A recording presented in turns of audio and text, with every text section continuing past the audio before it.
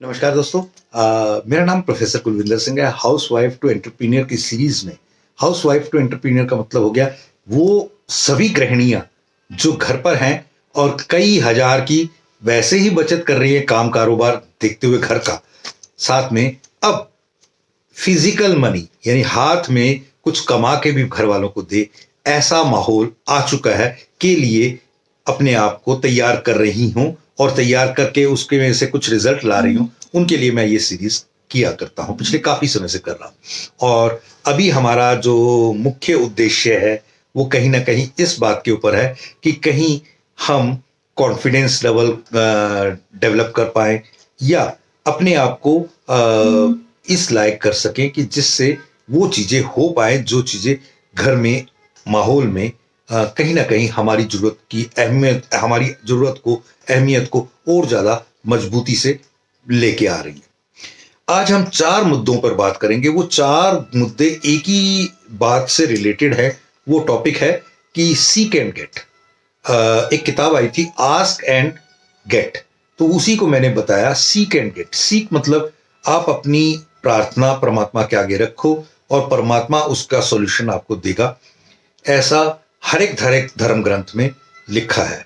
और हम धार्मिक व्यक्ति होते हुए इतना तो साइंटिफिक जरूर रहे कि यार हर every action has equal and opposite reaction. तो ढंग की जगह पे उस एक्शन किया जाए ताकि ढंग का रिएक्शन भी आ सके। अभी सीक एंड गेट में क्या है कि हम बच्चे को देखते हैं कि वो कभी आपके पास कहता है पापा 10 रुपए देना, तो आप क्या करते हो?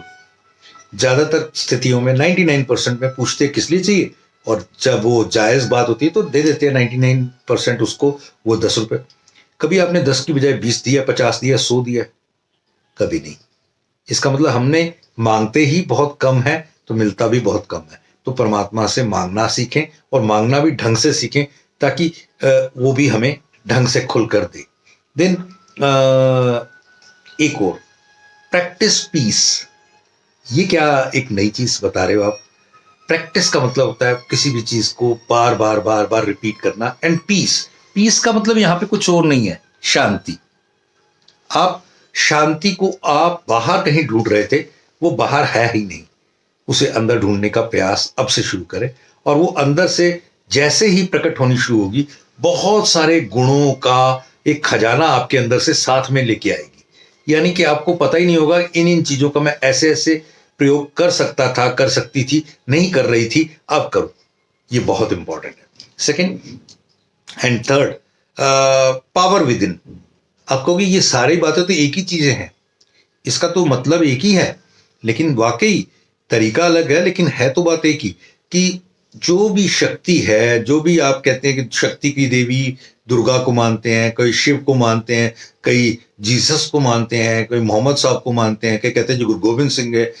कुछ भी आप उसको धार्मिक प्रक्रिया में लेके जाए, लेकिन जो आपकी अंदर शक्ति है वो शक्ति एक्चुअली में भीतर से ही कहीं ना कहीं से जनरेट होती है, और जिसने जनरेट कर ली वो ही इंसानों से देव हो गए, उनका नाम इतिहास में हो गया, वो युग पुरुष हो गए, युग महिला हो गई। तो वही चीजें आपको एक सिस्टम में बहुत जबरदस्त तरीके से आपको आगे लेके जाती है। पावर विद इन के बाद आपको बहुत जबरदस्त लास्ट पॉइंट है, love. Do good for all. हर एक के लिए आपने अपने मन से एक दुर्भावना को मिटाकर सद्भावना को लाना है।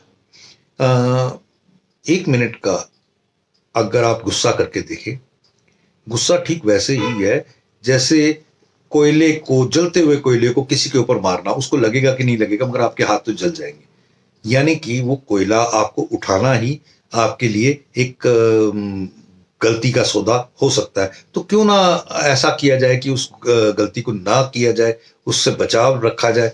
तो सबसे पहले तो ये कि गुस्सा जो अब आपके पास आने लगे तो आप अपने आप को, बहुत मुश्किल है, कंट्रोल करें। और जैसे ही कंट्रोल करेंगे, धीरे धीरे, वो कहते हैं ना प्रैक्टिस पीस। प्रैक्टिस पीस का मतलब ये हो गया कि धीरे धीरे धीरे धीरे आपको अपने अंदर ही एक दरिया, एक समुद्र, एक सागर, एक आकाश, एक बहुत विशालता का समुद्र मिलना शुरू हो जाएगा। Thank you. जय हिंद।